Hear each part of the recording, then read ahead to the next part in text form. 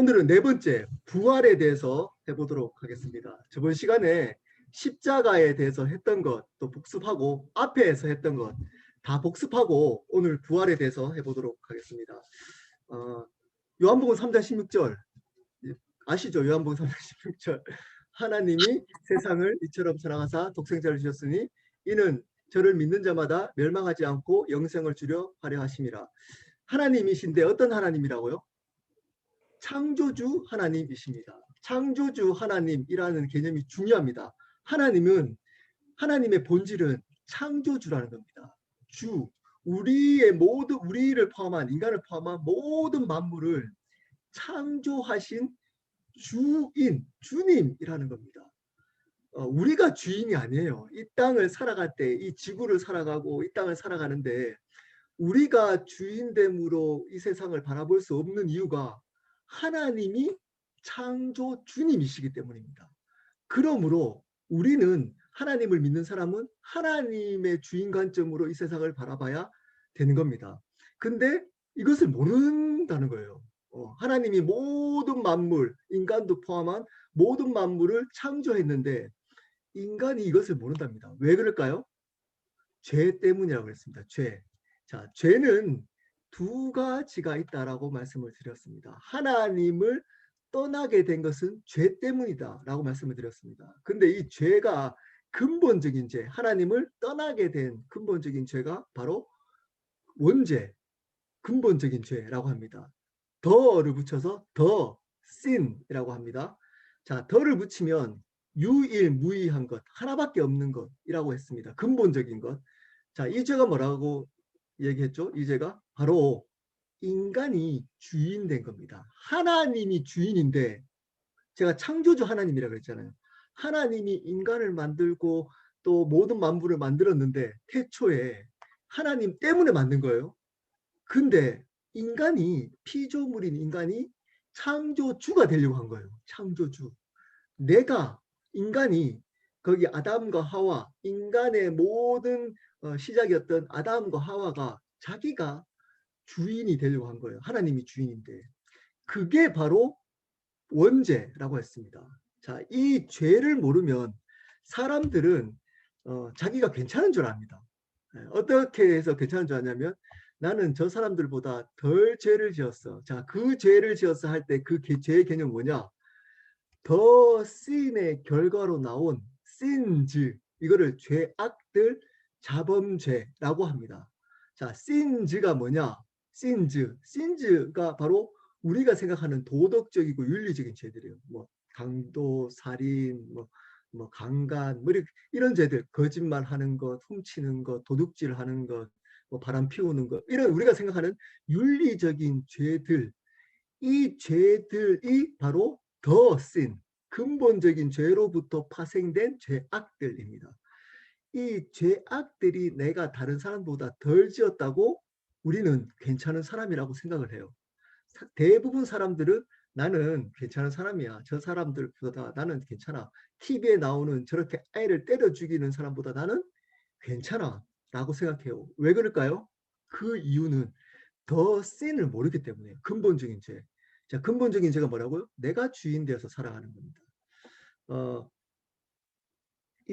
지금 우리가 여기 성경부 참석하기 이전까지, 지금 새로운 삶 참석하기 이전까지 여러분 삶을 자세히 살펴보면 어떤 삶을 살아가려고 하냐면 우리는 여전히 내가 주인 되려고 해요. 옆에서 아이들을 대할 때도, 옆에 있는 배우자를 대할 때도, 옆에 있는 이웃을 대할 때도, 옆에 있는 동료를 대할 때도 하나님의 뜻대로, 하나님의 관점대로 하나님이 주인 되어서 그분들을 대하려고 하지 않고 우리는 우리의 뜻대로, 우리의 감정대로, 우리의 생각대로 사람들을 대하려고 하고 일을 하려고 합니다. 가만히 내버려두면. 여러분들이 하나님 앞에서 살지 않고 기도하지 않고 그냥 하나님 묵상하지 않고 그냥 나를 그대로 내버려 두잖아요. 목사라도 선교사라도 어떻게 사냐면 내가 주인 되어서 살려고 해요. 내가 좋아하는 것, 내가 기뻐하는 것, 내 생각, 옛날의 내 경험, 그리고 내가 저 사람을 생각하는 방식대로 이야기하고 내가 생각하는 방식대로 A를 대하려고 하고. 왜 그럴까요? 성경은 죄 때문이라고 얘기하고 있어요. 죄. 이 죄가 근본적인 죄가 뭐라고요?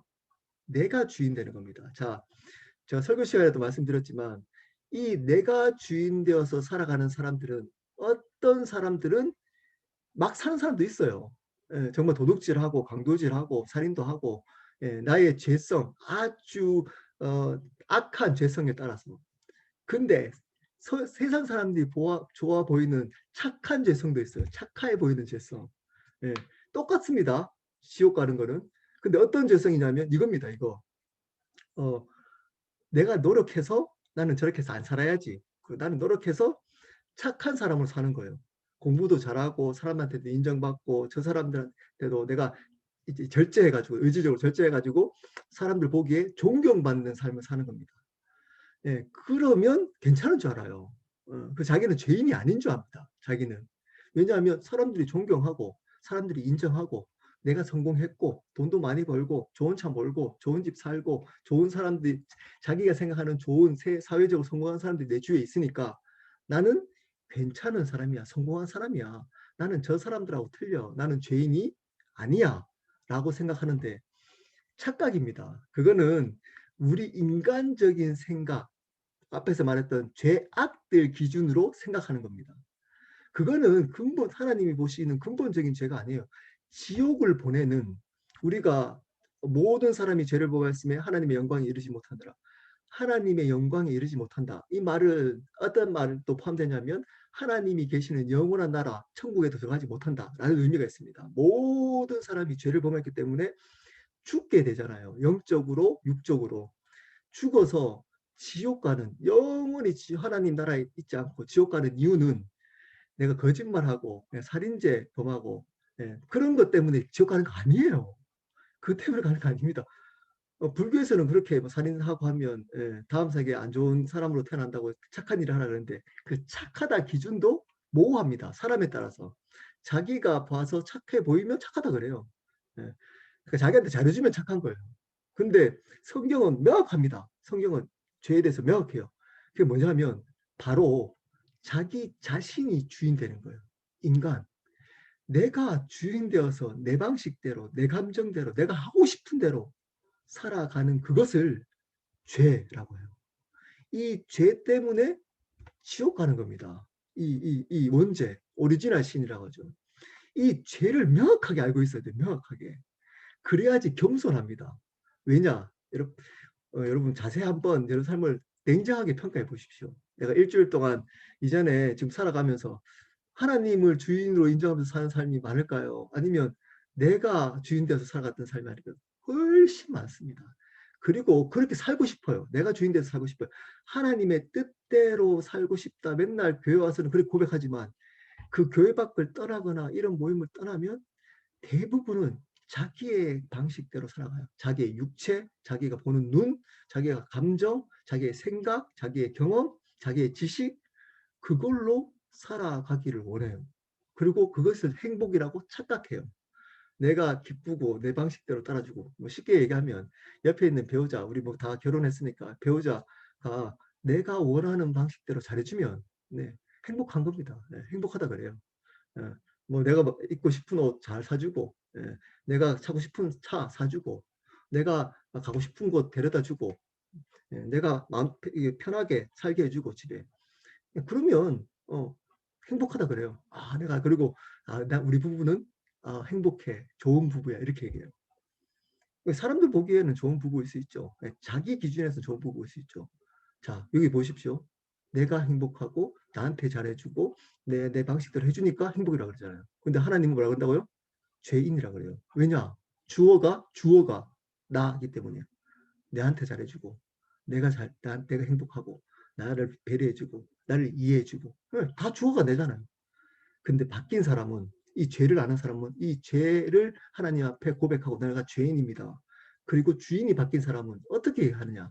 하나님한테 잘해주는 그 사람을 존경하고 좋아해요. 하나님 앞에 성실하게 사람을 귀하게 여깁니다. 남편이나 배우자가 나에게 조금 못해줘도 하나님 앞에 잘 살면 그 사람을 사랑하고 존경하게 됩니다. 그게 사실은 바른 죄의 개념을 가진 사람이에요. 근데 이 죄가 기준이 명확하지 않기 때문에 여러분 그 다음에 있는 신앙이 성장하지를 않아요. 그리고 복음이 제대로 이해되지 않습니다. 복음의 은혜가. 왜냐하면 자기는 괜찮거든요.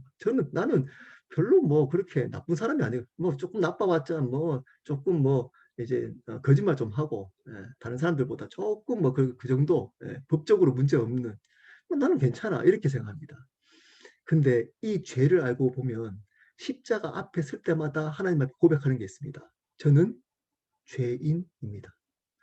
바울이 나이가 들고 그렇게 헌신하고 죽을 때까지 자기 삶을 드렸던 그 바울이 말년에 제일 어떻게 보면 이 세상에서 가장 하나님 뜻에 합당하게 열심히 살았던 사람 중에 한 사람입니다. 바울은. 근데 죽기 이전에 고백했던 고백이 있어요. 뭐라고 고백한 줄 알아요? 나는 죄인의 괴수 중에 괴수입니다. 내가 죄인의 괴수 중에 가장 괴수라는 거죠. 내가 가장 죄인이라는 겁니다. 이 세상에서 내가 가장 죄인이라는 거예요. 그렇게 열심히 살았던. 왜 그럴까요? 아주 간단합니다. 이 바울은 이 죄가 뭔지를 정확하게 알았어요.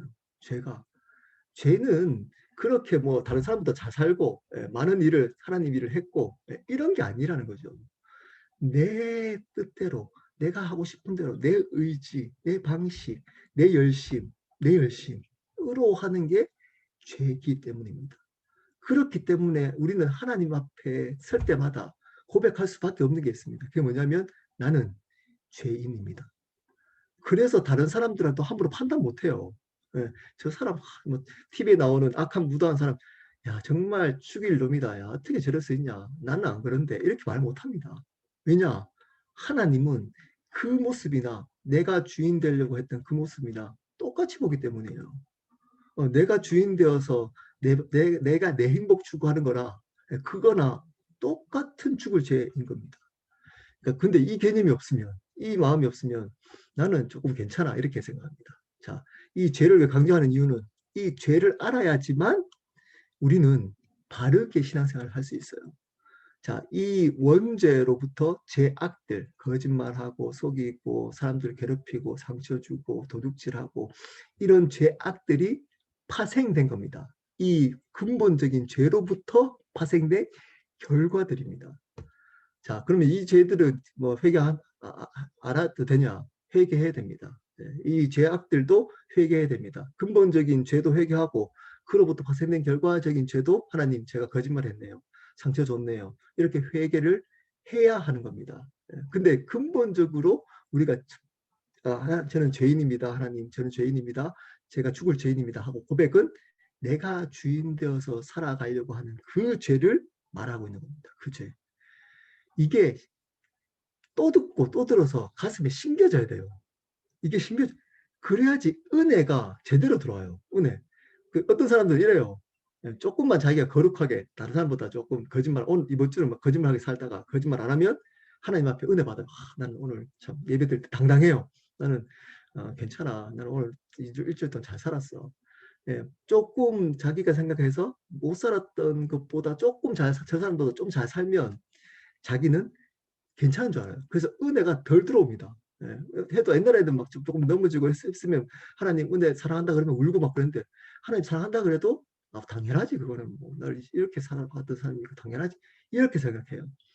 근데 이 죄를 깊이 알면 이 깊이 얼마나 이 내가 주인 되려고 하는 이 죄가 얼마나 악질이고 얼마나 강하고 얼마나 집요한지를 알면 그렇게 얘기 못합니다. 이런 나를 이런 죄인 이렇게 죄를 계속 범하려고 하는 나를 사랑하는 그 사랑이 계속돼요. 더 깊어집니다. 이 죄가 깊어질수록. 그래서 죄가 많은 곳에 은혜도 더한다 이렇게 얘기했어요. 근데 이 죄를 모르는 겁니다. 이 죄를. 우리 켈러 교회 분들은 반드시 이 죄를 정확하게 알아야 하는 겁니다. 자, 이 죄를 용서해 주시기 위해서 하나님이 하신 두 가지가 있다고 했습니다. 두 가지. 저번 시간에 한 가지 했습니다. 십자가. 예수 그리스도가 이 죄를 위해서, 왜냐하면 죄를 지으면 어디 간다고요? 지옥 가게 돼요. 죄를 지으면 우리는 그 결과로, 죄의 결과로, 내가 주인 되어서 살아갔던 결과로 지옥 가게 됩니다. 하나님 보내신 게 아니에요. 내가 주인 되어서 살아왔기 때문에 내가 내 인간적인, 인간이 가지고 있는 한계, 우린 영원할 수 없잖아요. 그리고 우리는 죄를 안 범할 수 없습니다. 생각으로는. 그 결과로 지옥 가는 거예요. 하나님 보내시는 게 아니고. 하나님이 주인 되어야지만 하나님이 계시는 영원한 천국에 갈 수 있는데, 내가 주인 되어서 살아왔던 결과로, 이 죄의 결과로 우리는 지옥 가게 됩니다. 그래서 하나님이 이러한 우리를 사랑했다 그랬습니다. 사랑해서 구원하시기 위해서 먼저 십자가를 주신 것이죠. 십자가가 뭐라고요? 우리의 죄를 단번에, 영원히, 두 개가 중요합니다. 한 번, 단번에, 영원히 용서한 사건입니다. 우리의 죄를. 자, 그러면 저번 시간에 했잖아요. 왜 십자가냐? 왜 십자가 지시냐? 다른 방법, 하나님이면 기적 베풀고 뭐 갑자기 뭐 지구를 뭐 흔들어 버리고 뭐 이러면 될 텐데, 그러면 사람들이 와 이럴 텐데, 왜 하필이면 십자가를 통해서 우리를 구원해 주시냐? 이 질문을 반드시 해야 돼요. 반드시. 세상 사람들도 합니다, 이거는. 왜 십자가지? 하나님이 능력이 있으신데 왜 비참하게 그렇게 십자가에 돌아가셔야 되지?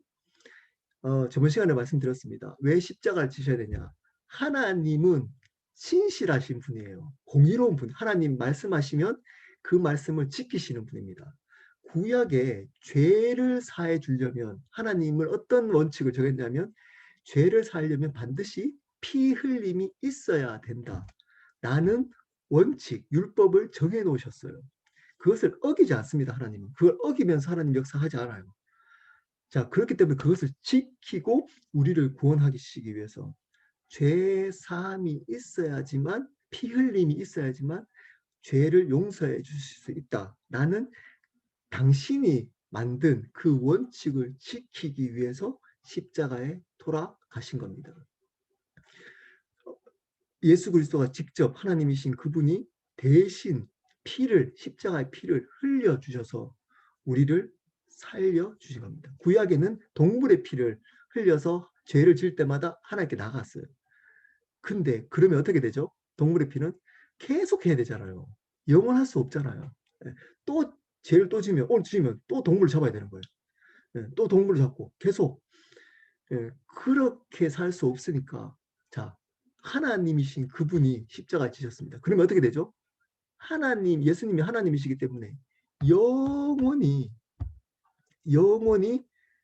죄를 용서받을 수 있습니다. 용서받을 수 있습니다. 네. 그래서 이 죄를 영원히 용서하시기 위해서 우리 박성규 교사님 들어오셨네요. 감사합니다.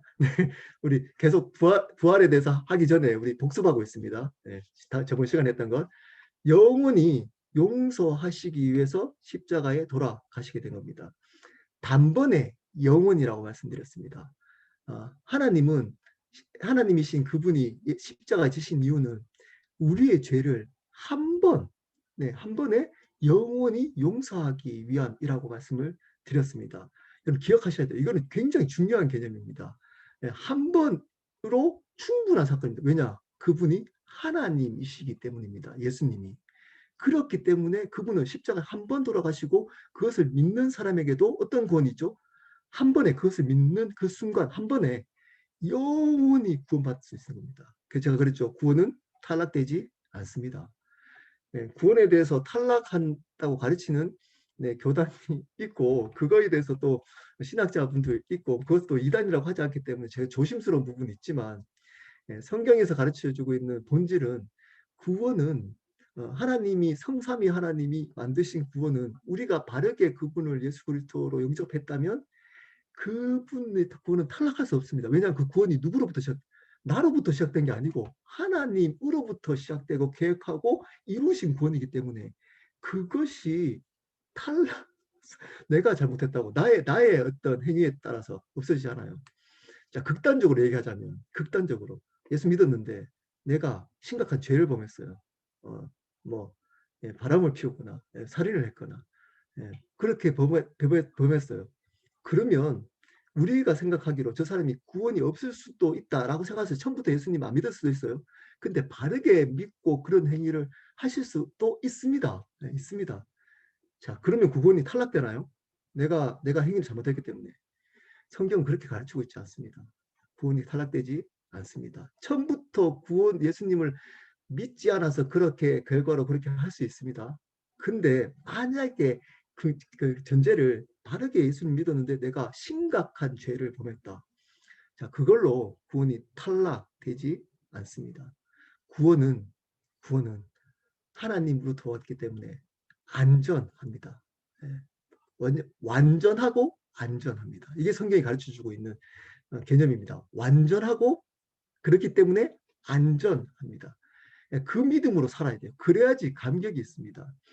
네, 그 십자가는 두 가지 의미가 또 의론적으로 있다고 말씀을 드렸습니다. 하나님이 그 십자가 통해서 하나님의 공의, 좀 전에 말씀드렸죠. 공의의 핵심은 하나님이 하나님의 방식대로 했던 것들에 대해서 반드시 책임을 진다는 겁니다.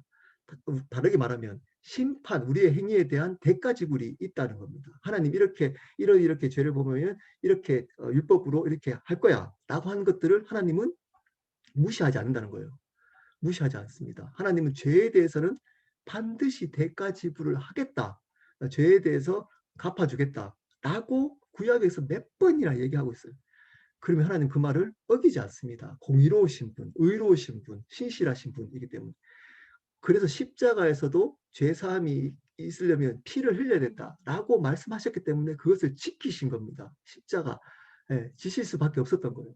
그 공의로운 하나님이 그 사건, 그것을 이루기 위해서 십자가를 지신 겁니다. 두 번째, 우리를 사랑했기 때문에 지신 거 은혜라고 하죠. 우리의 행위로서는 도저히 구원을 이룰 수가 없어요. 우리가 하나님을 떠나서 지금도 여러분 여실히 여러분 삶 속에 증명하고 있잖아요. 여실히. 예. 지금 이렇게 이 얘기 들으면서도 내가 맞아 하나님 주인이지. 당연히 그렇게 살아야지. 이렇게 들으면서 생각이 돼요. 예배 드릴 때나 말씀 드릴 때나 희한하죠. 왜냐하면 여기 하나님 함께 계시기 때문입니다. 그 앞에서는 그렇게 얘기해요. 그러다가 이 자리를 떠나잖아요. 예, 그 순간부터 내가 주인 되려고 합니다. 예, 소망이 없는 거죠. 우리의 힘으로 불가능하다는 거죠. 아무리 어렵게 하려고 해도 불가능하기 때문에 하나님 스스로 십자가를 지신 겁니다. 이걸 뭐라 그러냐 한다. 은혜라고 합니다. 은혜. 우리의 행위가 아닌 그분의 의로우심을 따라서 우리에게 행해진 것, 용서, 속죄의 사건, 이거를 은혜라고 합니다. 십자가의 사건은 그 하나님의 공의와 하나님의 은혜가 이루어진 완전한 사건입니다. 근데 십자가의 사건을 그것을 어떻게 믿냐? 십자가가 그렇게 됐다는 것들, 그 십자가 돌아가신 그분이 인간이었잖아. 죽었다는 거. 죽었잖아. 인간인데 그분이 나를 위해서 십자가 주시고 하나님이라는 증거 대봐. 예, 그 증거로 오늘 수업이 있는 겁니다. 그 증거가 뭐라고요? 부활입니다. 그분이 부활하셨습니다. 여러분, 이 오늘 할 부활이 날마다 선포돼야 돼요. 날마다. 그냥 부활절에만 한 예수님이 부활하셨습니다. 네, 그래서 기념하고 하루 정도만 감격하고 이런 거 아닙니다. 복음의 핵심 중에 핵심이 부활입니다. 이 부활 사건이 날마다 내 심령 가운데 십자가의 은혜와 더불어 있어줘야지 사실은 이 십자가의 은혜와 이 공의 그 은혜가 제대로 들어와요. 그냥 뭐 나를 위해서 죽으셨네 뭐 머리로 이렇게 이해되는 게 아니고 가슴으로 내 삶을 변화시키는 실질적인 복음의 본질은 부활입니다. 부활. 자, 왜 그런지를 오늘 수업을 들으면서 한번 알아보도록 하겠습니다. 제가 그 프린트 하셨죠? 우리 한번 볼까요? 들어가는 질문. 예수님의 부활의 의미는 무엇인가? 두 번째, 왜 부활이 중요한가? 자, 부활의 의미부터 보겠습니다. 부활의 의미. 자, 십자가 복음, 다른 말로 온전한 복음의 온전한 성취, 바른 복음의 온전한 성취. 자, 성취라는 말을 잘 이해해야 됩니다. 성취. 십자가의 사건이 그것이 성취된 겁니다. 자, 성취됐단 말은 뭐냐면 그것이 확증되고 보증이 된다는 겁니다. 아, 십자가에 돌아가신 그 예수님이 하나님이셨구나. 그 하나님이셨기 때문에 그 피를 흘려서 우리의 죄를 용서하고 그분을 믿으면 우리가 구원이 있구나 라는 것을 확증하고 증거가 되신 겁니다. 부활이. 보십시오. 이런 얘기 장난삼아 하잖아요.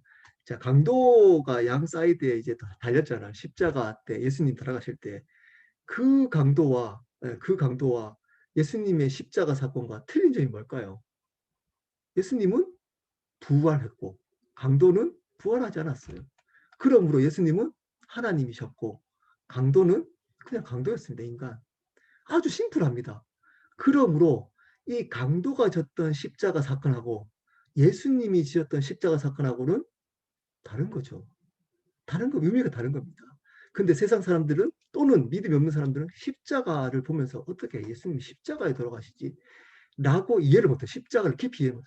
십자가를 깊이 이해할 수 있는 증거가 성취의 증거가 뭐라고요? 바로 부활이라는 겁니다. 부활. 예, 그 부활이 내 삶 속에 있어야지만 이 십자가의 사건이 생생하게 우리 삶 속에 은혜로 다가올 수 있다는 겁니다.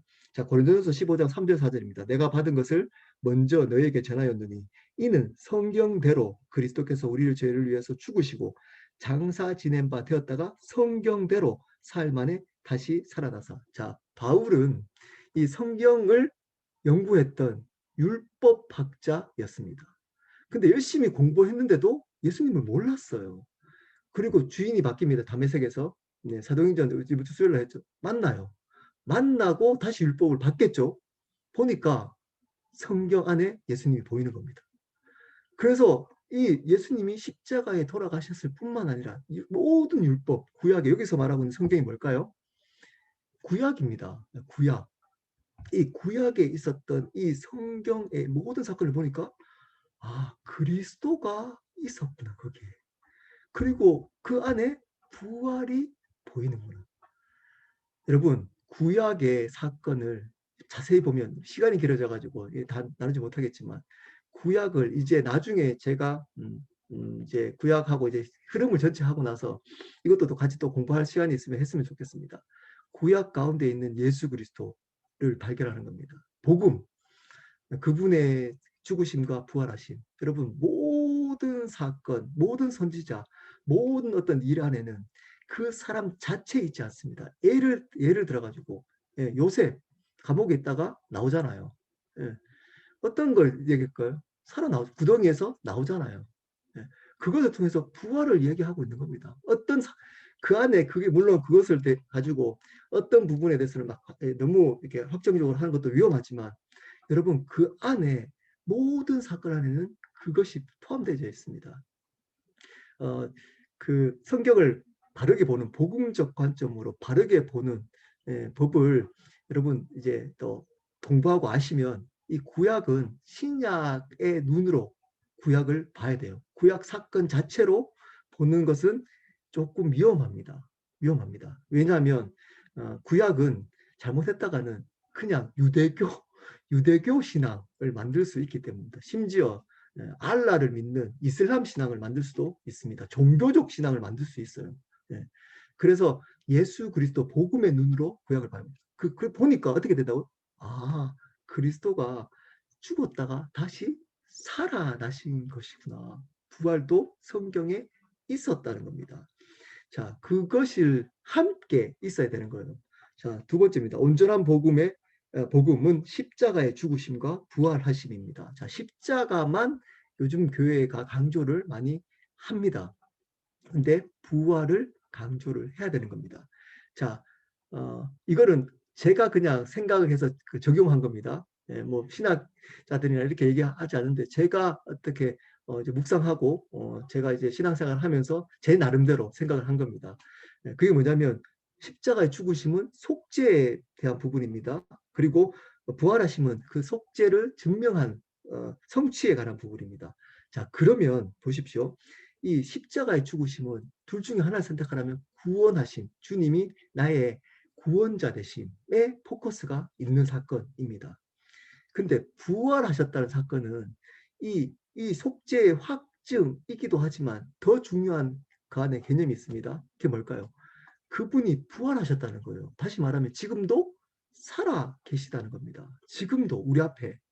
자, 그러면 그분이 어떤 분으로 살아 계시냐가 중요한 겁니다. 예, 부활하심은 어떤 부분에 강조점이 있냐면 바로 그분이 살아 계셔서 지금도 우리를 다스림, 인도하심, 다르게 말하면 주인 되심에 강조점이 있습니다.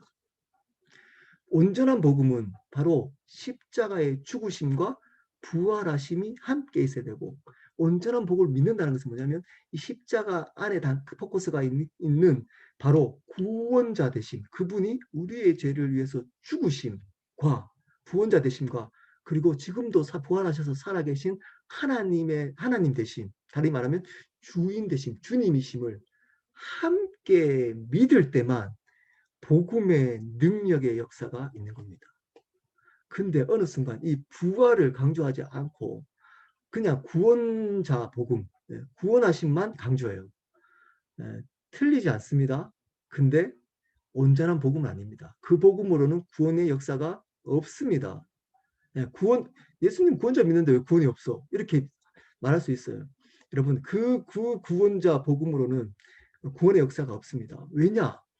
그 구원자 복음을 통해서 부활하심이 확증되고 부활하심을 함께 믿는 것이 온전한 복음이기 때문에 그분이 나의 주인인 것을 믿고 받아들이지 않고 그냥 나의 죄를 위해서 용서해 주시고 십자가에 돌아가셔서 나중에 천국 가게 만드셨어. 아멘.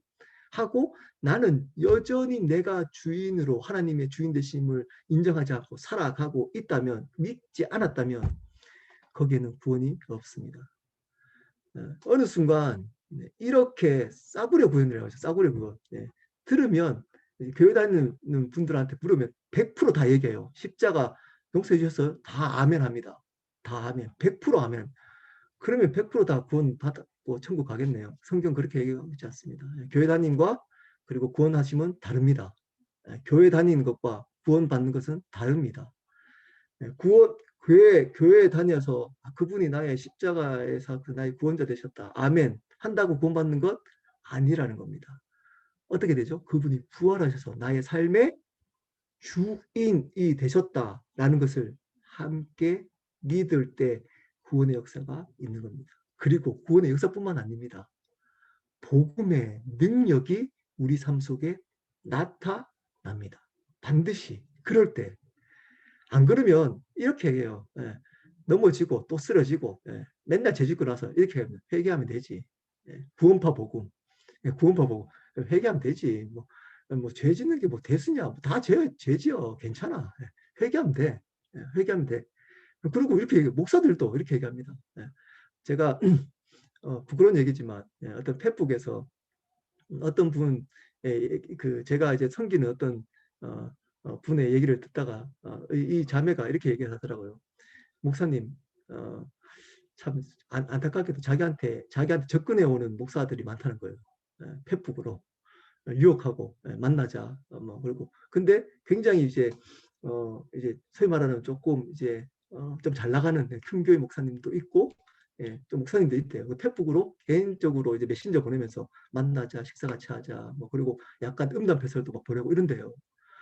그래서 목사님 같은 분이 드물어요. 이렇게 저한테 이렇게 얘기하더라고요. 그래서 뭐 그래서 물어봤어요. 혹시 그분이 왜 그렇게 하는지. 그랬더니 이렇게 얘기했다는 거예요. 목사님 이거 죄입니다. 이걸 아닌 거 아닌가 이렇게 했더니 목사님 그렇게 했대. 회개하면 됩니다. 우리 모든 인간은 죄인이기 때문에 넘어질 수 있습니다. 회개하면 되죠. 우리는 연약한 인간입니다. 저도 남자입니다. 이렇게 얘기한대요. 맞는 얘기가요, 이게? 예, 이게 맞, 이게 맞, 이게 맞는, 어, 목사들도 이런 복음을 믿고 있다는 거죠. 이런 복음을. 큰일 납니다. 큰일 납니다. 거기 구원 없어요. 그 목사, 구원 못 받을 가능성이 굉장히 높습니다. 그렇지 않습니다. 그렇지 않습니다. 그분이 나의 삶의 주인이라는 두려움이 없다면 큰일 나요. 그 안에 구원이 없어요. 그럴 수 없어요. 예. 물론 이쁜 뭐 이렇게 목사가 이쁜 여자가 접근해오고 먼저 이렇게 접근해오고 하면 또 혹할 수는 있겠죠. 예, 뭐 마음에 열고 또 교제하고 그래서 음담패서 보내고 만나자 그러고 예, 뭐 개인적인 어떤 얘기하고 할 수 있을까요? 예, 예. 어쨌든 넘어질 수는 있지만 그러니까 한 번, 한두 번 넘어질 수 있지만 그거를 반복적으로 하는 분들 구원이 없을 수 있습니다. 왜냐? 우리의 복음은 그분이 주인 되심을 인정하는 복음이기 때문입니다. 인정. 여러분 이것을 믿어야 됩니다. 이것이 온전한 복음입니다. 예. 왜 부활이 중요한가? 이것이 또 중요하기 때문에 같이 있어야 되겠죠. 한번 보겠습니다. 가장 중요한 증거가 됩니다. 가장 중요한 앞에서 말씀드렸죠. 예, 이게 가장 증거 보여달라고 하지 말고 부활만 묵상해 보십시오. 예, 부활만. 예, 그래도 그것이 가장 믿음의 증거가 된다는 겁니다. 마가복음 12장 39절 40절 예수님이 직접 말씀하셨습니다. 예수께서 대답하여 이르시되 악하고 음란한 세대가 표적을 구하나 선지자 요나의 표적밖에는 보일 표적이 없느니라. 요나가 밤낮 사흘 동안 큰 물고기 뱃속에 있었던 것 같이 인자도 밤낮 사흘 동안 땅 속에 있으리라. 자, 요나의 표적밖에는 보일 표적이 없다. 예, 예수님이 하나님이라 그러니까 거기 율법학자들이 그러면 기적 베풀어 봐. 기적 베풀어 봐. 이렇게. 그러니까 그러면 어떻게 하면 되죠? 예수님이면 베풀면 되잖아요. 베풀면 되잖아요. 하나님인 거 증명해 봐. 하나님인 거 증명해 보면 되잖아요. 죽은 자 살려버리고 나사로 살리듯이 한 사람 죽여버리고 그 앞에서 살려버리면 되잖아요. 나사로 살리듯이. 왜 안 했을까요? 예, 그렇게 해서 제대로 복음을 믿지 않다는 것을 예수님이 알기 때문입니다. 예, 복음은 표적이 아니고 능력이 아니기 때문입니다. 능력이. 그래서 여러분 사적인 견해지만 뭐 여기 이 수업은 또 뭐냐 우리 또 교인들만 들고 소수만 듣기 때문에 예, 말씀드립니다. 그러므로 정치 얘기하는 목사들 가짜입니다. 가짜. 정치 얘기하면서 무슨 하나님 왜냐? 예, 그런 정치적 능력을 얘기하고 그것을 가지고 무슨 하나님과 연결시키는 예, 예수님이 아니라 그러잖아요. 예, 그 능력 베푸지 말라 그러잖아요. 그걸 정치 폭동 일으키지 말라고 하잖아요. 그래서 이렇게 얘기합니다. 그분들이 어, 본회퍼, 예, 본네퍼 얘기하고 루터 얘기합니다. 예, 칼빈 얘기하고 예, 루터와 칼빈도 종교개혁이 정치혁명 아니었냐. 예, 참 그 얘기 듣고 막 댓글 납니다. 속이 후련합니다, 목사님. 예, 그 가짜 그리스도 숨기고 있는 가짜 목사들, 뭐 좌파 목사들 이러면서 막 이렇게 올립니다. 아무 얘기도 안 하는 사람들 보고 그들이 가짜입니다. 조심하십시오. 예, 이거 가지고는 제가 줄기차게 얘기할 앞으로 기회가 되면 왜냐 루터와 칼빈은 물론 그때 당시에 교황청이 종교 집단이자 정치 집단 맞습니다. 근데 정치 문제 있다고 개혁한 거 아닙니다. 그들이 가지고 있던 종교적 문제, 예, 그 면죄부 주는 그 문제 가지고 개혁한 겁니다. 달라요. 근데 그런 얘기 하면 아무 생각 없이 받아들여요. 왜냐? 지식이 없기 때문에. 그 완전히 선동하기 때문에. 두 번째, 본해퍼 얘기하는데, 본해퍼, 예, 본해퍼, 본해퍼가 나라에 이제 잘못될 것들을 개혁하잖아요. 그리고 죽거든요. 순교하거든요. 그거 잘못했다고 얘기하고. 그때 2차 대전 때 그들이 했던 그 행위와 지금 정부가 하는 행위가 같나요? 네. 그 기준을 같은 기준으로 둘 수 있는 지금 행위인가요? 다릅니다. 죽이나요? 예수 믿는다고? 예수 믿는다고 죽이나요? 살인하고 있나요? 계속? 그거 가지고 보네퍼 얘기를 합니다. 자기가 무슨 선지자 굉장히 왜 할까요? 그들은 왜 할까요? 죄송하지만 자기가 주인이기 때문입니다. 그걸로 자기 있는 자기 세력 그리고 자기에 있는 어떤 부분이 돼. 여러분 거기에는 증거 그것을 보고 하나님의 능력이 있고 사람들이 많이 따르고 한다고 진짜 하면 안 됩니다. 시몬도 사도행전 8장에 나오는 시몬도 그랬다 그랬잖아요. 우리 있는 분들은 분별하셔야 됩니다. 그리고 말씀 안에서 그 분별하셔야 돼요. 예수님이 직접 말씀하셨습니다. 부활의 증거 외에는 보일 표적이 없다. 능력이 아니다. 이렇게 얘기했습니다. 여러분 부활을 믿는 것이 능력인 겁니다. 마태복음 16장 4절 악하고 음란 세대가 표적을 구하나 요적의 표적밖에는 보여줄 표적이 없느니라 하시고 그들을 떠나 가시니라. 계속 얘기합니다. 표적 구하라. 자, 유대인들이 그들한테 능력을 구하라 했던 그 핵심적인 것들이 뭔지 아십니까? 그리고 거기 있었던 이제 눌려있던 유대인들이 그렇게 요구했던 게 뭔지 알아요? 핵심이 그겁니다. 정치혁명입니다. 예수님이 왕이 되라는 겁니다. 대통령이 되라는 겁니다. 근데 그것에 대해서 거절합니다. 표적 하면 능력 구해봐. 그리고 그 중에 가장 큰 능력이 있잖아. 뒤집어서 너가 왕이 돼. 라고 그 기대를 가지고 따라다녔어요. 그 사람들은 예수님을 바꾸겠지. 바꾸겠지. 근데 그 얘기 하잖아요. 예수님은. 그리고 부활을 믿으라는 겁니다. 부활을. 사도행전 17장 30절 31절입니다. 알지 못하던 시대에는 하나님이 허물치 아니하셨거니와 이제는 어디든지 사람을 다 명하사 회개하라 하셨으니 이는 정하신 사람으로 하여금 천하를 공의로 심판한 날을 적정하시고 이에 저를 죽은 자 가운데서 다시 살리신 것으로 모든 사람에게 믿을 만한 증거를 주었음이라 하니라. 자, 예수 그리스도로 심판을 작정하셨다라고 얘기합니다. 그리고 그 예수 그리스도로 심판을 작정하셨다. 근데 구약의 때는 그것으로 하지 않을 거다. 근데 이제 예수님 보내시고 나서는 예수님을 기준으로 심판할 거다.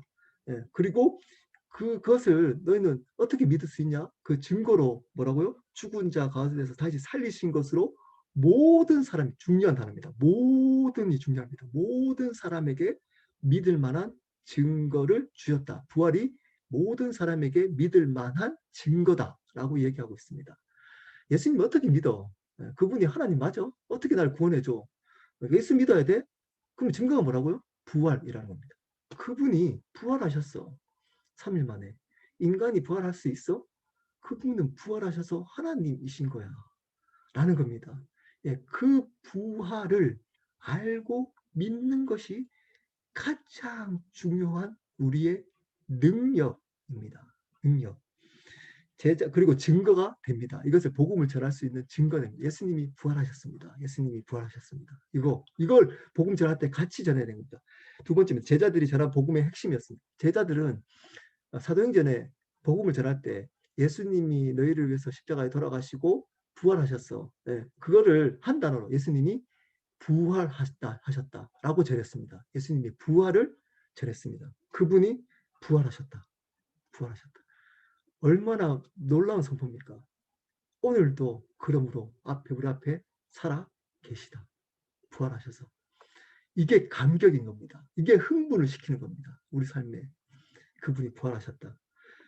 사도행전 1장 21절 22절입니다. 이러함으로 요한의 침례로부터 우리 가운데서 올리워 가신 날까지 주 예수께서 우리 가운데 출입하실 때 항상 우리와 함께 다니던 사람 중에 하나를 세워 우리로 더불어 예수의 부활하심을 증거할 사람이 되게 하여야 하리라. 새로 이제 뽑는 그거죠. 그 유다 대신에 mattia를 이제 뽑죠. 그 장면에서 표현하는 겁니다. 어떤 사람을 뽑아야 되냐? 예수님의 부활하심을 증거할 사람 이렇게 얘기합니다. 그분이 부활했다는 것을 믿는 사람. 지금도 마찬가지입니다. 그때뿐만 아니라 지금도 그분의 부활하심을 믿는 사람에게 사람을 뽑아야 되는 겁니다. 그러니까 그 일꾼으로. 그냥 그분이 나를 위해서 죽으셨어만 믿는 사람 말고 그분이 부활하셨어. 그분이 지금도 살아계셔. 내 앞에 살아계시고 그분이 주님이셔. 주인이야. 라는 것을 선포하는 사람. 그 사람을 일꾼으로 뽑아야 되는 겁니다. 사도행전 2장 32절입니다. 이 예수를 하나님이 살리신지라 우리가 다 이 일의 증인이라. 자, 부활하신 것에 대한 증인 직접 봤답니다. 직접 이들이 증인입니다. 여러분 어떤 것들을 모의하면 몰래 거짓말 주위에 믿지 않는 사람들이 그렇게 얘기하거든요. 예수님의 부활은 자기들만의 사기다. 사기 모함해가지고 예수님 부활 안 했는데 돌도 옮기고 이래가지고 모함해서 만든 거다 라고 얘기해 주는 사람들이 있습니다. 여러 가지 또 증명할 수 있습니다. 여러 가지 또 역사책에도 나오기도 하고 이런 거 증명할 수도 있습니다. 근데 가장 확실한 증거가 누구라고요? 우리입니다. 우리 이 자리에 있는 우리 증인이라는 겁니다. 여러분 거짓말은 있잖아요. 탄로나게 돼 있어요. 그들이 그리고 그 많은 사람들이 함께 거짓말을 하잖아요. 예. 거기 있었던 또 300명이 보이고 그 사람들이 막 예수님 만났어. 이렇게 그 300명이 쑥닥쑥닥해서 거짓말하면 그 중에 300명 중에 한 명이라도 아니었어라고 얘기합니다. 합니다. 아니면 어떤 방식이든 시간이 지나면 들키게 돼 있습니다. 2000년 동안 안 들킨다. 이런 사건이 역사적으로 있나요? 2000년 동안 안 들키는 사건. 예. 그리고 목숨까지 버리고 사람들이 그 예수님 부활했다는 것 때문에 목숨을 버려요. 예, 거짓말 하고 나서 그 거짓말 때문에 목숨 버리는 사람 있나요? 부활했다는 증거는 그들입니다. 그들이었습니다. 그분은 부활하셨어요. 그리고 지금도 우리 앞에 살아계십니다. 그게 우리의 능력입니다. 그분이 그래서 사람들이 우리를 무시하고 옆에 있는 사람들이 뭐 너는 뭐 그러냐 괜찮아요. 왜냐 한마디만 믿으면 한 가지만 믿으면 됩니다. 그분이 부활하셔서 지금도 살아 계시다라는 것을 나는 믿는다. 그리고 그분은 나의 주인이시다. 그것이 능력인 겁니다. 사도행전 3장 14절 15절입니다. 너희가 거룩하고 의로운 자를 부인하고 도리어 살인한 사람을 놓아 주기를 구하여 생명의 주를 죽였도다. 그러나 하나님이 죽은 자 가운데서 살리셨으니 우리가 이 일의 증인이라. 저는 이 말씀을 오늘 준비하다가 있다가 울컥했습니다. 울컥했습니다. 살인한 사람을 놓아 주기를 하고 생명의 주를 죽였도다. 그러나 살리셨다. 예. 우리는 예수 믿으면 이 일이 있을 겁니다. 죽지만 살게 될 겁니다. 이 땅에서 죽으면 살게 될 겁니다. 살고자 하면 죽게 될 겁니다. 이순신 장군이 얘기했던 얘기입니다. 죽고자 하면 살 겁니다. 근데 살고자 하면 죽게 될 겁니다. 이게 복음의 핵심입니다. 예수님은 죽으셨으나 그분이 하나님이 살리셨습니다. 우리도 부활을 믿는 우리도 이것을 믿는 겁니다. 내가 이 땅에서 예수 그리스도의 십자가 죽음의 삶을 살면 우리는 영원한 하나님 나라에서 부활할 거다. 살 거다. 이거를 믿는 것이 복음을 믿는 사람입니다. 근데 이렇게 가르치잖아요. 교회는 이 땅에서 부활하라 그럽니다. 이 땅에서. 잘 살아가지고 기도해서 잘 먹고 잘 살고 은혜라 그러고 더 너 주인데 너가 주인데 너 편안하게 너가 행복하게 하나님께 기도해서 은혜 받아서 철학기도 열심히 하고 헌금 봉사 열심히 해서 하나님이 복 주셔서 너가 주인으로 더 행복하게 살아가. 그게 복이야 은혜야 이렇게 가르쳐요. 가짜입니다. 성경에 그렇게 얘기해 본 적 없습니다. 한 번도 없어요. 이렇게 얘기했습니다. 죽어. 그래야지 살아. 이렇게 얘기했습니다. 예수님 때문에 내가 가지고 있는 것을 죽이면 살아가. 그래야 살아. 부활의 예수님 믿는 사람은 그렇게 삽니다. 그렇게 살아요. 그분이 죽었기 때문에 살아나셨지. 나도 내가 죽어야지 그분이 주인 되심으로 살아나는 거야. 이게 제대로 복음을 믿는 사람의 삶입니다. 근데 이 복음이 교회에 선포되고 있지 않습니다. 자꾸 잘 살아. 잘 살아. 예수 믿고 잘 살아. 이렇게 얘기합니다. 뭐가 잘 사는 건지 가르쳐주지 않아요. 뭐가 잘 사는 건지. 그렇게 살면 큰일 나요. 여러분 후회합니다. 영원토록. 여러분 죽으셔야 됩니다. 날마다 나를 죽이고 날마다 십자가에 나를 못 박고 날마다 나의 생각, 나의 꿈, 나의 비전, 내 것을 못 박아야 돼요. 그리고 그분을 부활시켜야 됩니다. 주님으로. 그게 하나님의 영광이라고 합니다. 근데 하나님의 영광을 자꾸 무슨 세상에 성공하고 세상에서 인정받고 뭐 큰 교회 이루고 무슨 뭐 많은 사람들이 존경받고 이걸 영광을 제가 앞에서 얘기했죠. 죄에 대해서 모르기 때문에 죄가 뭔지 모르기 때문에 죽을 죄인입니다. 그들은 큰일 납니다. 그 죄를 보면 그 죄가 원죄이기 때문입니다. 그 죄가 원죄 하나님을 계속 대적하고 있는 거예요. 하나님 이용해가지고 내가 존경받고, 내가 존경받고, 내가 좋은 사람을 인정받고, 내가 기쁘고, 내가 행복하고, 이게 얼마나 큰 죄인지 몰라요. 죄를 모르기 때문에. 내가 주인 되잖아요. 내가 판단하고 내 기쁨을. 이게 원죄라 그랬어요. 죄를 아는 사람은 이거를 두려워합니다. 두려워해요. 그러므로 여러분, 이 부활 사건이 내 삶 속에 바르게 들어온 사람에게는, 복음이 바르게 들어온 사람은 이 부활의 능력의 삶을 살게 됩니다. 이 삶에게 복음의 능력이 드러나는 겁니다. 왜 세상은 교회를 무시하고 어느 순간 교회가 능력을 잃어버렸냐? 이걸 복음의 능력을 잃어버렸기 때문입니다. 복음을 잃어버렸기 때문에 어느 순간. 자, 여기 연결해서 마지막입니다. 부활을 경험할 때 삶의 변화가 일어납니다. 동일한 얘기입니다. 요한복음 2장 22절입니다. 죽은 자 가운데서 살아나신 후에야 제자들이 이 말씀하신 것을 기억하고 성경과 예수의 하신 말씀을 믿었더라. 이런 말씀 있는지도 잘 모르셨죠. 이렇게 얘기합니다. 그 요한복음에서 2장 22절 시작 부분이에요. 죽은 자 가운데서 살아나신 후에야 예수님이 아셨다는 거예요. 제자들이 이 말씀하신 것을 기억하고 예수가 생을 믿었더라. 부활의 사건을 믿는 사람, 다르게 표현하죠. 제 표현으로 말하면 그분이 내 삶의 주인이라고 믿는 사람이 성경과 예수님이 하신 말씀을 믿을 수 있다는 겁니다. 왜 안 믿어질까요? 말씀이 말씀 읽는 것이 왜 흥분되지 않을까요? 그분의 부활하심을 믿지 않을 수 있기 때문입니다. 그분이 하나님이시다. 내 삶에 지금도 살아계시다. 그분이 살아계셔서 내 삶의 주인이 되셨다. 라는 것을 믿지 않는 이 믿음이 있기 때문에, 안 믿기 때문에 성경과 예수님이 하신 말씀을 믿지 않을 수 있습니다. 내가 주인이 바뀌면 성경이 믿겨집니다. 믿겨져요.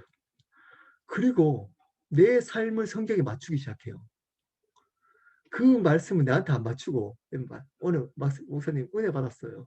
교회 가서 힘든 얘기가, 힘든 삶이 있었는데 말씀 듣고 나서 해결됐어요. 그 힘든 게. 예수님 믿으니까 내 삶의 문제가 해결되네요. 50% 맞습니다. 근데 그것을 은혜라고 표현한 것은 틀렸습니다. 그게 은혜가 아니에요. 진짜 은혜는 뭐냐? 그 말씀이 내하고 안 맞더라도, 내 삶 속에 안 맞더라도 그 말씀에 내 삶을 맞추는 고난을 결정하는 거예요. 그 고난을 결정할 수 있는 것이 은혜예요. 그렇게 하는 것이, 그렇게 할 수 있는 자체가 은혜예요. 이게 은혜라고 해요, 성경은.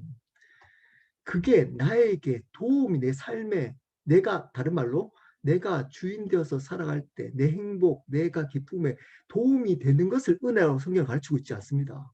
진짜 은혜는 그분의 말씀이 내가 맞춰갈 수 있는 자체를 은혜라고 그래요. 왜냐? 내 삶의 주인이 내가 아니고, 내 기쁨이 아니고, 내 행복이 아니고, 그분이 주인 되심을 드러내는 것이 나의 기쁨이 되었기 때문에 내가 힘들지만 내가 어떻게 이렇게, 옛날에 안 그랬는데 이 말씀에 내가 맞춰가려고 하지? 이게 은혜라는 겁니다. 이게 바른 은혜예요. 여러분, 이런 얘기를 들어보신 적이 있으신가요? 이런 얘기를 혹시 들으면서 신앙생활 하셨나요? 여러분, 그것은 이제껏 잘못했으면 종교생활을 했을 수 있습니다. 꼭 기독교 신앙을 예수님 안 믿으셔도 돼요. 그렇게 하시려면. 불교에서나 다른 종교, 좋은 종교들에서 그렇게 하도록 잘 해줘요. 더 잘해줍니다. 불교는 더 심오해요. 제가 어제 어떤, 그분이 들을까 봐 내가 말을 못하겠지만 이거 혹시 들을 수도, 제가 어제 어떤 분하고, 교수님이에요. 많은 내과학도 공부하시고 지금 이제 애들 가르치는 교수님인데 저한테 말을 걸어오셨더라고. 그래서 여러 가지 얘기들, 우주는 조화로운 삶의 일부입니다. 굉장히 철학적인 얘기를 하고, 굉장히 진짜 깊이가 남다르다. 표현하는 그 단어 하나하나에 깊이가 남달라요. 근데 제가 마지막에 그렇습니다. 저는요, 예수님을 믿습니다. 그럼 끝난 거예요. 그분이 나의 하나님이신 걸 믿습니다. 뭐 심오하고 철학적이고 뭐 이런 걸 통해서 나의 어떤 뭐 삶을 살도록 만드는 것, 아무리 심오하더라도 그것은 성경도 똑같습니다. 그런 철학이 나를 조화롭게 만들고 나를 행복하게 만들고 나의 아픔을 회복시켰다. 그래서 너무 좋아요. 거기도 있다니까요. 철학 안에도. 근데 똑같이 그 교회에서 그렇게 얘기해요. 교회 분들 다니는 분들 중에서도 어떻게 얘기하냐. 하나님 믿었더니요. 제가요. 제 삶이 흩어졌는데 정말 자신 있게 사는데 제가 요즘 당당하게 살아가요. 너무 행복하게 살고 있어요. 예수님 믿었더니. 많이 듣던 얘기 아닌가요? 그렇게 얘기합니다. 여러분 이게 진짜 같잖아요. 여러분 진짜 아닙니다. 이게. 어떤 게 진짜인 줄 아십니까? 어떤 고백이 있는 교회가 진짜 바르게 세워가지고 이 고백을 하는 게 진짜입니다. 제가요. 그렇게 해서 예수님 처음 믿어가지고 하나님 그렇게 은혜 주셨어요. 제 삶의 문제를 해결해 주셨어요. 그리고 예수님 따랐는데 어느 순간 그걸 하나님이 없애버리셨어요. 힘들어요. 동일한 아픔이 또 와요. 그리고 혼란이 왔어요. 그때 제가 예수님을 다시 제대로 만났습니다. 그분이 주인이라는 거. 그래서 이제는 괜찮습니다. 괜찮습니다. 내가 아픔이 있든 상처가 있든 그 고난의 시간이 계속되든 괜찮습니다. 왜냐? 제 주인이 예수 그리스도고 나는 영원한 생명을 얻었기 때문입니다. 그렇기 때문에 그것만으로 충분합니다. 충분합니다. 병들어도 괜찮고요. 돈 없어도 괜찮고 내 앞에 아픔이 여전히 부모가 여전히 나를 아프게 해도 괜찮습니다. 왜냐? 나는 하나님의 자녀가 되었습니다. 이게 진짜입니다. 이게 진짜. 이 고백을 하고 있는 교회가 진짜예요. 그런 사람을 간증시키는 게 진짜라니까요. 자꾸 밖에서 무슨 이렇게 해서 바뀌었어요. 행복 거기 넘어지시면 안 됩니다. 이런 얘기를 하니까 너무 강하다. 요즘 와서 이제 앞으로 더 강해질 겁니다. 제가 한 1년, 한 3개월은 제가 여러분들을 배려하기 위해서 돌려서 부드럽게 얘기를 했지만 앞으로 더 직선적으로 얘기할 겁니다. 왜냐? 이렇게 얘기하니까 공격을 많이 받더라고요. 대놓고 얘기하니까 엄청 공격을 많이 하더라고요. 저에 대해서. 그래서 진짜구나. 진짜의 가능성이 높구나 라는 생각이 들었습니다. 여러분 이 신앙을 우리 교회는 끝까지 어떤 사람이 어떤 얘기해도 세워갈 겁니다. 이 교회로 이런 교회로 저도 이 신앙 붙들고 살아갈 겁니다. 이 신앙 붙들고 괜찮습니다. 돈 없어도 눈치 봐도 병들어서 당뇨 있고 병이 안 낫고 혹시나 죽을 병이 걸려서 회복이 안 돼도 괜찮습니다. 저는 하나님 자녀입니다. 그렇게 살아가도 은혜입니다. 그냥 괜찮습니다. 저는 하루하루 천국을 삽니다. 하루하루 영혼을 삽니다. 이게 진짜입니다. 부활을 사는. 이 부활을 경험한 사람이 이 삶으로 변화되는 겁니다. 이 삶으로. 그게 진짜 신앙, 성경이 가르치고 저는 성경을 보면 볼수록 믿겨지면 믿겨질수록 지금 나누는 게 진짜라고 확신이 들어져요. 확신이. 함께 이 삶을 살았으면 좋겠습니다. 요한복음 20장 28절입니다. 내 손가락을 이리 내밀어 내 손을 보고 내 손을 내밀어 내 옆구리에 넣어보라. 그리하여 믿음 없는 자 되지 말고 믿는 자가 되라. 도마가 대답하여 이르되 나의 주님이시요 나의 하나님이시니라. 부활하신 예수님을 만나고 나서 만지고 나서 고백합니다. 이 고백이 중요합니다. 도마가 나의 주님이시요 나의 하나님이십니다.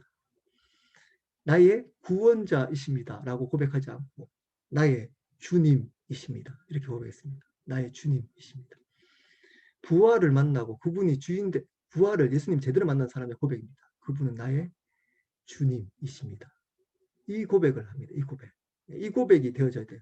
제가 왜 자꾸 했던 말 또 하고 했던 말 또 하고 수요일 날 또 주님 주인 또 하고 주일 날 저는 또 하고 또 할 겁니다. 계속. 여러분 죽을 때까지 계속 또 하고.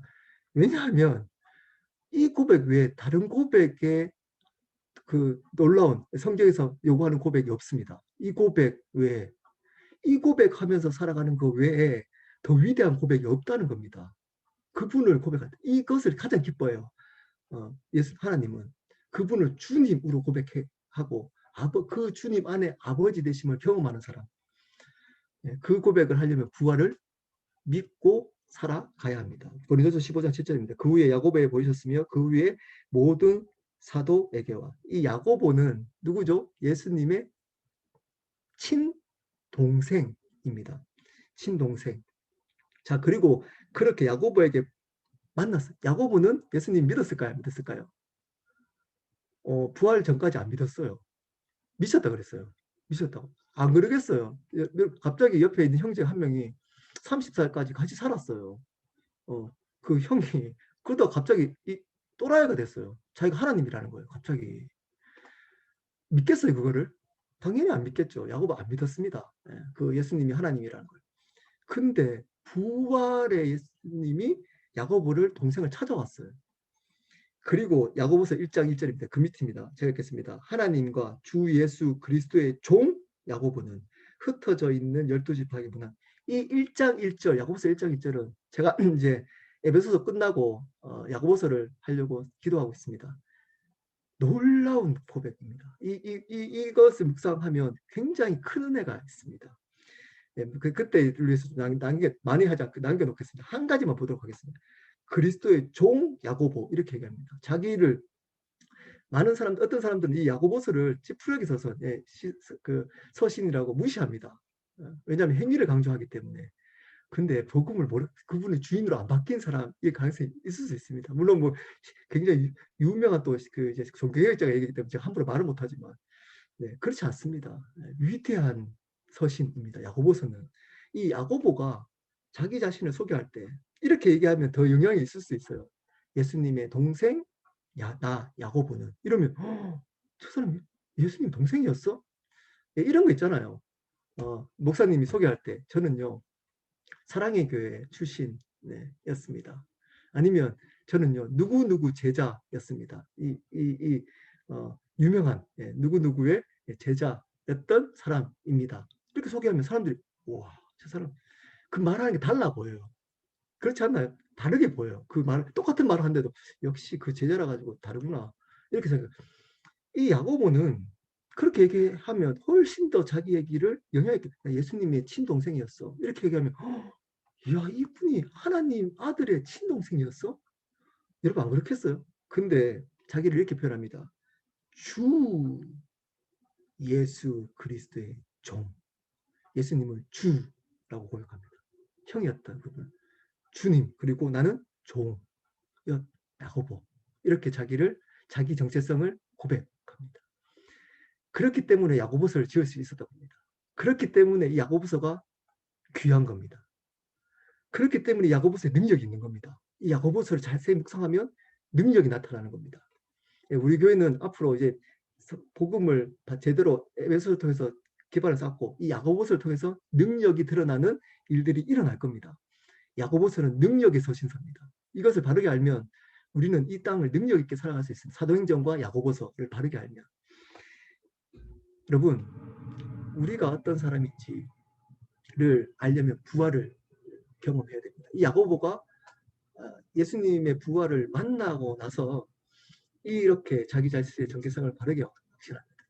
여러분은 부활의 주님을 만나셨습니까? 만났다면 지금도 만나고 계십니까? 오늘도 부활하셔서 주인 되셔서 우리 앞에 살아계시는 그분과 교제함으로, 그분의 뜻에 순종함으로, 그분의 우리의 죄와 우리의 자아와 우리의 것을 내가 주인 되는 것을 죽여감으로 살아가고 있습니까? 다른 말로 살아가고 있습니까? 그게 부활을 만났다라고 얘기하는 겁니다. 그것이 부활을 만났다. 그런데 이 부활을 만난 사람이 별로 없습니다. 교회에. 그냥 예수님을 구원을 주는 수단으로만 여기고 살도록 만듭니다. 제가 얘기한 적이 있습니다. 네, 그 얘기했더니 뭐 어떤 분이 또 그렇더라고요. 근데 예수님은 절대 어떤 방식이든 우리의 수단 되지 않습니다. 예수님은 목적만 되십니다. 그 목적만 되시게 하는 확증, 왜 예수님이 목적만 되실 수밖에 없느냐를 증거가 된 사건이 바로 부활입니다. 부활. 그분은 우리의 목적만 되십니다. 그것이 부활입니다.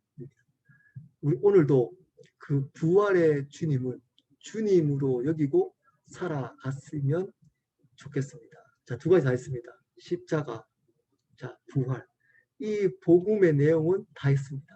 자, 교회는 예수님이 어떤 분이신지 그리고 예수님이 하신 일이 어떤 일인지를 가르치는 곳입니다.